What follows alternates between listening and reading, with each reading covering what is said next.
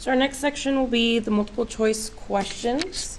This is where we're going to talk about process of elimination, and I'm going to go over steps that you should be taking when you come to the multiple choice question of any kind. It doesn't matter if it's for my class, if it's for the reading, the revising and editing portion. I think that it's something that can be useful in any test-taking scenario, but definitely something we'll be applying in answering multiple choice questions next week. So first off, how to be successful.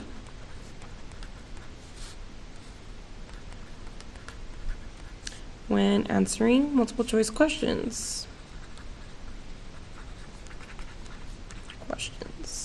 Okay, so again, this one will be 5 steps. So straightforward, plain and simple.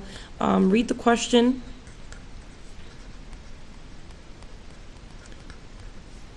Well, read the questions for the story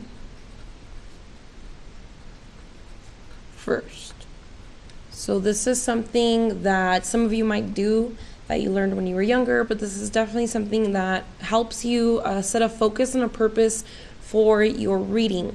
That way you know exactly what you're going into. It's a way to preview the text, get to maybe know the name of characters, things that they're going to be asking you about, vocabulary to look out for. Make sure that it is just the questions.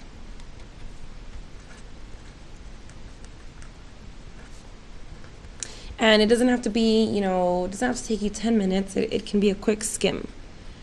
So skim through them and move on. Let's spell that, skim.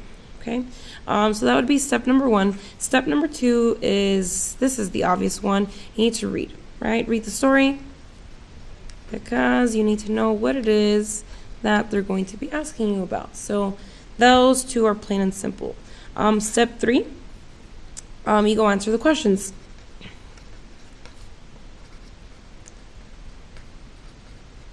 Now, in this one, going back to the common test-taking mistake, it's important that you comprehend, right? So first, we'll talk about this later again, we think about the dictionary, its sole purpose to be for defining a word that you're getting a question on, but a lot of times it can really help you comprehend a question better.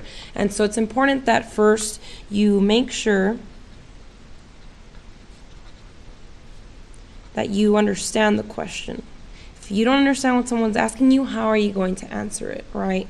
And that's just in general in life. So make sure you understand the question.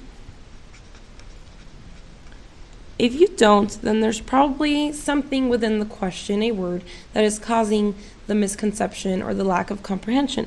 So this is where you need to look up any word or words in the question, keyword or key phrase there. Look up words in the question that you may not know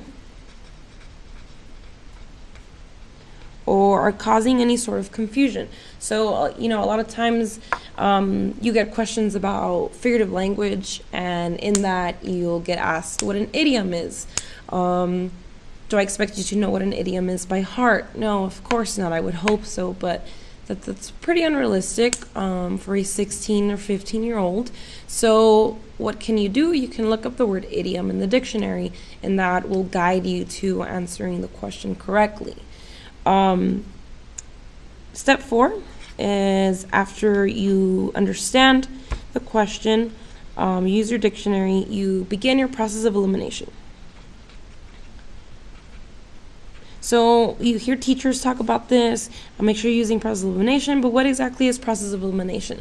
To me, you get four possible answer choices. The idea is, let's try and narrow or make our chances greater of getting it right. So let's have a 50-50 chance of getting it right versus a 25% chance of getting an answer right.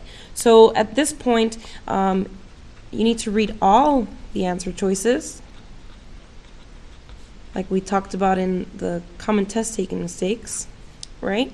So read all the answer choices, and at this point, you need to get rid of 2 answers that are wrong. And test developers do this. They obviously you have the right answer, and then you'll have what I call a distractor, and you've probably heard me talk about it. And then they're going to give you two answer choices that are the obvious, no, they're not my right answer. So that's your job, is to find those two. So after you've gotten rid of two answer choices, then you choose an answer.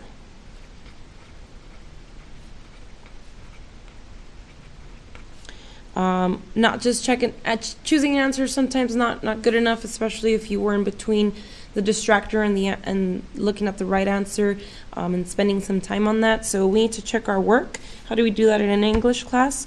You go back to the text, right? Check your work.